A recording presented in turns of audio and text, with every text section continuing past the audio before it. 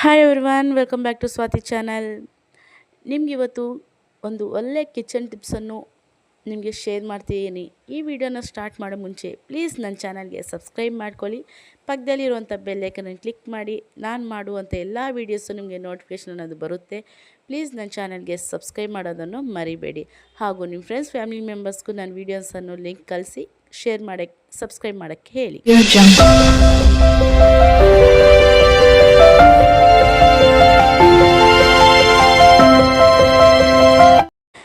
ಈಗ ಟಿಪ್ಸ್ ಏನು ಅಂತ ನೋಡಿಬಿಡೋಣವಾ. ಫಸ್ಟ್ ಟಿಪ್ ಬಂದುಬಿಟ್ಟು, ನಾವು ಈ ರೀತಿ ಪಾತ್ರೆಗಳನ್ನು ತೊಳೆದಾದ್ಮೇಲೆ ಹೆಂಗಂದರೆ ಹಂಗೆ ಹಾಕಿಬಿಟ್ಟಿರ್ತೀವಿ. ಅದು ಬೇಗ ಡ್ರೈ ಆಗೋದಿಲ್ಲ ಮತ್ತು ಅದ್ರ ಮೇಲೆ ಸ್ವಲ್ಪ ಆ ನೀರಿನ ಅಂಶ ಇರುತ್ತಲ್ಲ, ಅದ್ರ ಮಾರ್ಕ್ಸ್ ಅನ್ನೋದು ಹಾಗೇ ಇರುತ್ತೆ. ಅದು ಹಾಗೆ ಇದ್ದಾಗ ನಾವು ಮತ್ತೆ ಊಟ ಮಾಡೋದಕ್ಕೆ ಸ್ವಲ್ಪ ಬೇಜಾರಾಗುತ್ತಲ್ಲ. ಆ ರೀತಿ ಆಗದಿರ ಇರಬೇಕಂದ್ರೆ ಪಾತ್ರೆಗಳು ತೊಳೆದಾದ್ಮೇಲೆ ಈ ರೀತಿ ಚೆನ್ನಾಗಿ ಡ್ರೈ ಆಗೋಕ್ಕೆ ಬಿಡಿ. ಆಮೇಲೆ ನಾವು ಒಂದು ಟಬ್ಗೆ ಹಾಕಿ ಈ ರೀತಿ ಡ್ರೈ ಆಗೋಕ್ಕೆ ಬಿಡಬೇಕು. ಈ ರೀತಿ ಆದ ನಂತರ ಮತ್ತೆ ನಾವು ಆ ಪಾತ್ರೆಗಳನ್ನು ಕ್ಲೀನಾಗಿ ಜೋಡಿಸ್ಕೋಬೇಕು. ಈ ರೀತಿ ಮಾಡೋದ್ರಿಂದ ನಮಗೆ ಆ ಪಾತ್ರೆಗಳನ್ನು ನೋಡೋದಕ್ಕೆ ತುಂಬ ಚೆನ್ನಾಗಿ ಕಾಣಿಸುತ್ತೆ. ಟಿಪ್ ನಂಬರ್ 2, ನಾವು ಹೂವನ್ನು ತರ್ತಾ ಇರ್ತೀವಿ. ಆ ಹೂವು ಅನ್ನೋದು ತುಂಬ ದಿನ ನಮಗೆ ಫ್ರೆಶ್ ಆಗಿ ಇರಬೇಕಂದ್ರೆ ಈ ಟಿಪ್ಪನ್ನು ಫಾಲೋ ಮಾಡ್ಕೊಳ್ಳಿ. ಫಸ್ಟು ನಾವು ಹೂವನ್ನು ತಗೊಂಡು ನಾನು ತೋರಿಸುವ ರೀತಿ ನೀವು ಅದನ್ನು ಸ್ಟೋರೇಜ್ ಮಾಡ್ಕೋಬೇಕು. ನಾನಿಲ್ಲಿ ಒಂದು ಪ್ಲಾಸ್ಟಿಕ್ ಕವರನ್ನು ತಗೊಂಡಿದ್ದೀನಿ. ಅದರಲ್ಲಿ ಹೂವನ್ನು ಹಾಕ್ತಾಯಿದ್ದೀನಿ. ಈ ರೀತಿ ಹಾಕ್ಬಿಟ್ಟು ಫೋಲ್ಡ್ ಮಾಡ್ಕೋಬೇಕು.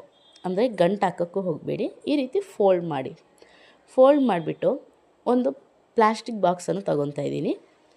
ಆ ಪ್ಲಾಸ್ಟಿಕ್ ಬಾಕ್ಸಲ್ಲಿ ನಾನು ಈ ವಿಡಿಯೋದಲ್ಲಿ ತೋರಿಸೋ ರೀತಿ ಒಂದು ನ್ಯೂಸ್ ಪೇಪರನ್ನು ಇಡಿ. ಅದರ ಮೇಲೆ ನಾವು ಹೂ ಇಟ್ಟಿದ್ದೀವಲ್ಲ ಆ ಕವರನ್ನು ಇಡಬೇಕು.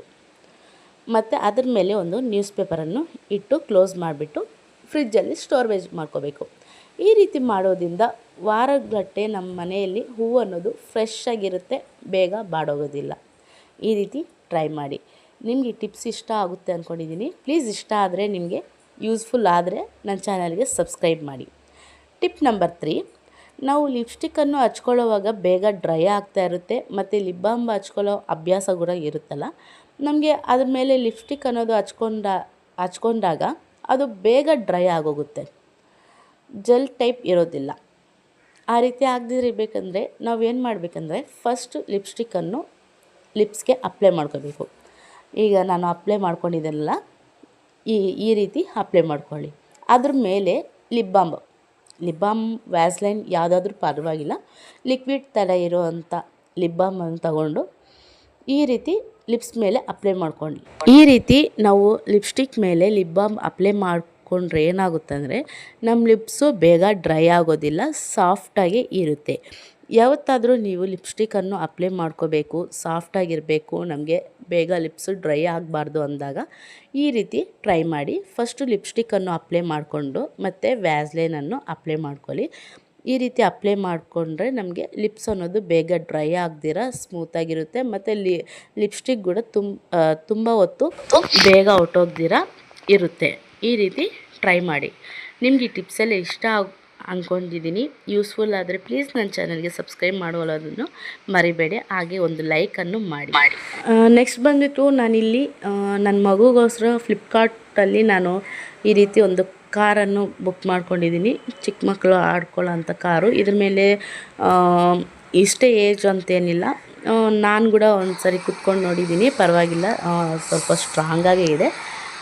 ಇದನ್ನು ನನ್ನ ಚಿಕ್ಕ ಮಗಗೋಸ್ಕರ ನಾನು ಬುಕ್ ಮಾಡಿದ್ದೆ. ಅದರಲ್ಲಿ ದೊಡ್ಡವನು ಕೂಡ ಕುತ್ಕೊತಾರೆ, ಇಬ್ಬರು ಕುತ್ಕೊಂಡು ಹೋಗ್ಬೋದು.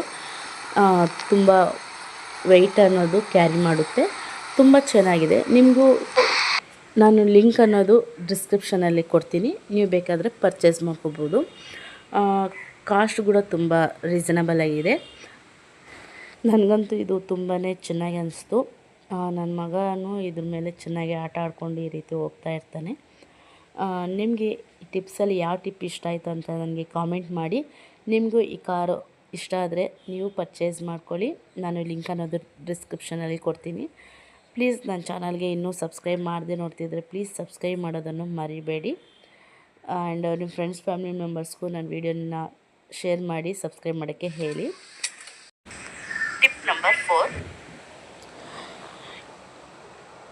ಈ ಹಣ್ಣು ನೀವು ತುಂಬ ಕಡೆ ನೋಡಿರ್ತೀರ. ಈ ಹಣ್ಣು ಅನ್ನೋದು ನಮಗೆ ತುಂಬಾ ಹೆಲ್ತ್ ಪ್ರಾಬ್ಲಮ್ಸ್ಗೆ ಮತ್ತು ಹೇರ್ ಸೊಲ್ಯೂಷನ್ಗೆ ತುಂಬಾ ಯೂಸ್ಫುಲ್ ಆಗುತ್ತೆ. ಇದು ಬೆಳಗ್ಗೆ ನಾವು ಹಸಿ ಹೊಟ್ಟೆಯಲ್ಲಿ ಒಂದು ಗ್ಲಾಸ್ ಜ್ಯೂಸ್ ಮಾಡಿಕೊಂಡು ಕುಡಿಯೋದ್ರಿಂದ ನಮಗೆ ಶುಗರ್ ಕಡಿಮೆ ಆಗುತ್ತೆ ಮತ್ತು ನಮಗೆ ವೆಯ್ಟ್ ಲಾಸ್ ಆಗ್ತೀವಿ. ಮತ್ತು ಇದು ಕುಡಿಯೋದ್ರಿಂದ ನಮಗೆ ಏರ್ ಫಾಲ್ ಅನ್ನೋದು ಕಡಿಮೆ ಆಗುತ್ತೆ. ತುಂಬಾ ಬೆನಿಫಿಟ್ಸ್ ಇದೆ. ನೀವು ಬೇಕಾದರೆ ಖಾಲಿ ಹೊಟ್ಟೆಯಲ್ಲಿ ಜ್ಯೂಸ್ ಬೇಡ ಅಂದ್ಕೊಂಡ್ರೆ ಒಂದು ಹಣ್ಣು ಅನ್ನೋದು ದಿನ ನೀವು ತಿನ್ಬೋದು. ಇಲ್ಲ ನೀವು ತಿನ್ನೋಕ್ಕಾಗಲ್ಲ ಅಂದ್ಕೊಂಡ್ರೆ ಜ್ಯೂಸ್ ಆದರೂ ಮಾಡ್ಕೋಬೋದು. ಸ್ವಲ್ಪ ಸಾಲ್ಟ್ ಹಾಕ್ಕೊಂಡು ನಾವು ಜ್ಯೂಸ್ ಕುಡಿಯೋದ್ರಿಂದ ನಮಗೆ ಇನ್ನೂ ಚೆನ್ನಾಗೇ ಇರುತ್ತೆ. ಅದರಲ್ಲೂ ನಾವು ಡೈರೆಕ್ಟಾಗಿ ತಿನ್ನೋದ್ರಿಂದ ಇನ್ನೂ ಬೆನಿಫಿಟ್ ಸಿಗುತ್ತೆ. ಈ ರೀತಿ ಟ್ರೈ ಮಾಡಿ. Thanks for watching.